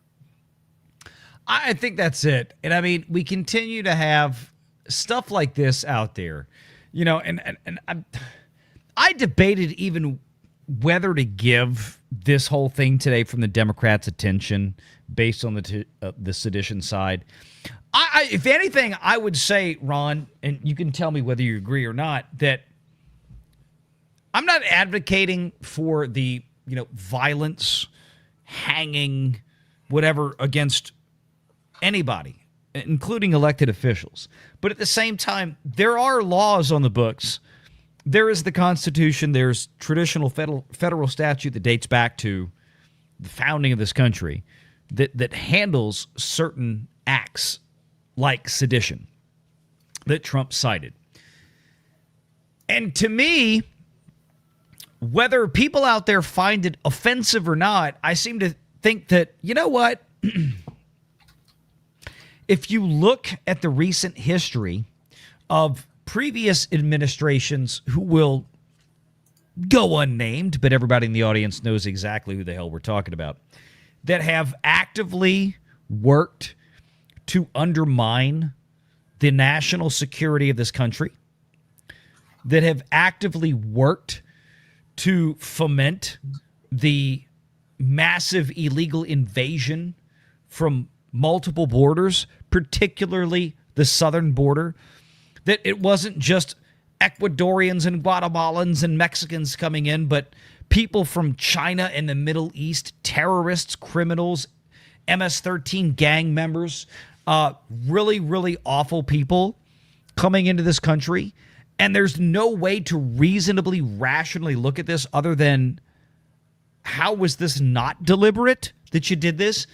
And maybe Trump is tapping into a nerve that the American people have all deeply realized now for years, but have been too afraid to speak up. This is something that Donald Trump, I think, he has been a master at, Ron. And the Democrats are making it so freaking easy. Because they can't stop themselves. There's no limiting principle whatsoever. No. For them. One thing we need to just mention before we sign off tonight. Yeah. I'm going to throw it up. Don't throw up. I'm going to throw it up. Is what I'm going to do. Go for it. Nate the lawyer, my client, my friend, My We've been praying for Nate all week. right, and everyone should know that the really good news. Really, I hope that it plays out. But Eric Hunley, pretty much, as good as it gets. Oh, good. I saw he was posting pictures this morning of him going under the knife, and I mean, I saw some. I think there was a picture posted of him in recovery. He had the bandage on his head earlier today. Oh, look, there's uncivil. Okay, awesome. Okay, Nate, we love you, Can you Nate. imagine they let him keep that hair shit of his? You're operating on a guy's brain. Whatever you do, don't cut the rest of the hair. What is it going to do with half a head of the hair like that? Keep the dreadlocks, motherfucker. I know. I get it. But wow, listen to this. 90 to 95% of the mass removed. The remaining is intertwined with blood vessels. That was a big tumor. Wild. So let us continue to pray for Nate, the lawyer. Really good guy, fun guy. Yeah. Open-minded guy. He has moved a very long way politically over the last few years. He has. And I don't mean that in a has. condescending way. I'm just seeing a guy who is open to re-examining his priors, and he's got a lot to offer. Not too many people out there on YouTube who have both been cops and prosecutors and lawyers and YouTubers, and all the cool things that Nate has done. So continued good news from him. I will say this, Ron Coleman, to your point. I think one of the best pieces, and I admitted when I talked about this a few months ago, one of the best pieces that I think Nate has ever done was when he did his video on the federal indictment on LaToilette, as we call her down here, LaToilette Cantrell, the mayor of New Orleans. And I mean, because Nate's not obviously from New Orleans. I am. So when I saw Nate did a video on LaToya Cantrell, and I was like, oh, I want to see what Nate says. Let me see how somebody, a black attorney, not from New Orleans, I want to see how he treats the story. And I'm really Democrat. curious. And a Democrat. And absolutely, Nate is a Democrat. And let me tell you what, he took LaToya apart piece by piece. He ran her through a fucking shredder. And I'm like, so Nate did an awesome job, and I loved the video. I thought I mean, everything he said was spot on. And this is a guy who had not lived down here through 2 administrations of this stupid, psycho, frankly, bank robbing bitch that has been running this city for 8 years. That's all she is. She's from California. She's not from New Orleans. She was one of these George Soros and frankly Gavin Newsom sponsored exports into other cities. Listen, guess what, folks? Yeah. I'm gonna say something that Nate will agree with me. Black people will vote for whatever black people you put in front of them. Yes, that's going to have to stop. That's going to have to stop, or Chicago's going to go to hell if it's not already there, and New Orleans is going to go to hell, and all these, Atlanta, all these cities, Detroit, black Americans need to mature politically, just as Jews, Jewish Americans. I mean, everyone knows the Orthodox are conservative, to say the least. What is it with New York Jews and New Jersey Jews? Not you, but man, for decades, Ron, they voted Democrat. No, because they used to be attached to being Jewish. They're not. Their religion is liberalism. Yes, that we could do a whole stream on that. But instead, what we're doing is saying goodnight to the stream, right? Right. We are. Good night to the stream. We got 4 super chats left here. Night, Snarky for 5, 6 on 1 target in 1 second, 6 reload, 6 more in 2.99 seconds. Jerry, there you go, Snarky. There you go. Sinai Reese, or Sienny, I gotta say it. Sienny Reese. It's not. I always want to say. Is it Shani? maybe. No, he actually super chatted me about a month ago with the phonetic pronunciation. So it's Ciany for him. Ciany Reese for 5. Sorry I'm late. Going through and sorting pictures. Listening now and we'll replay later. Glad you're here, dude. Appreciate you. Thank you for your support. Thank you for everybody's support tonight. You pay the bills here on the Renegade Nation and the Coleman Nation. We appreciate you packing protons for 2. So Valiant, if we send you under 2,000, you'll go in. No. You keep I tell you what, y'all keep sending me money and I'll make a decision. That's how that shit works. And let me tell you what, if you don't like it, you go blame D-Day Cobra because he taught me how to grift.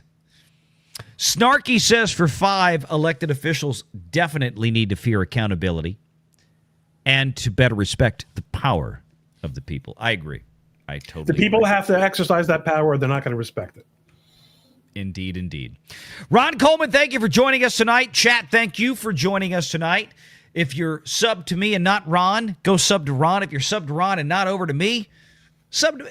Do the thing. Do the thing. If you're watching on X, get your ass on over to YouTube. Sub to our channels on YouTube. That's a big help. I mean, how lazy? I mean, getting people from X to YouTube is virtually impossible. But Ron, I would love X to become as financially viable as YouTube. I pray for the day. I hope it happens tomorrow. We need to get Elon to do this, to where X and that chat. I mean, listen, I don't understand. You know, I don't even remotely understand X monetization. There are accounts that are smaller than mine that people make literally 10 times more than I do. And please don't tell me how to post. Please don't tell me my content. I get plenty of engagement. I do lots of video, lots of graphics, long article, short article. It's all.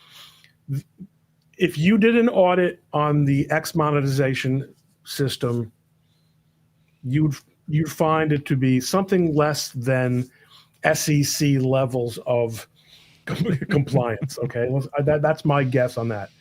Yeah. Okay, and they're still throwing in. There goes Snarky again. Another 10. Snarky for 10, and this was on your Snarky channel, Ron. Doesn't want us to leave. That's why. He says, "Peace and love, my friends." And Ron, for the record, I did respond to one of Jane Coleman's posts telling her that, you know, indeed, you are much prettier than your husband.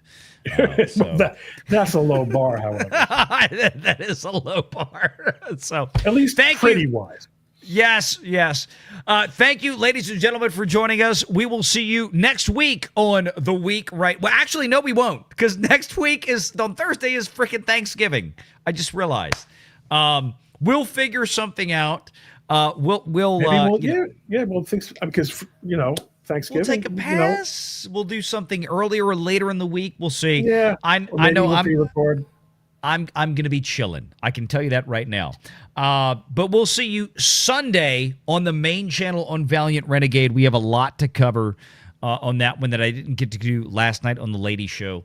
But we'll see you then, and see you next time on Good Renegade. night, friends. Good night. You guys have been great tonight. Really, an incredible simulation of reality as ever. Thanks for joining us. Always. Take care.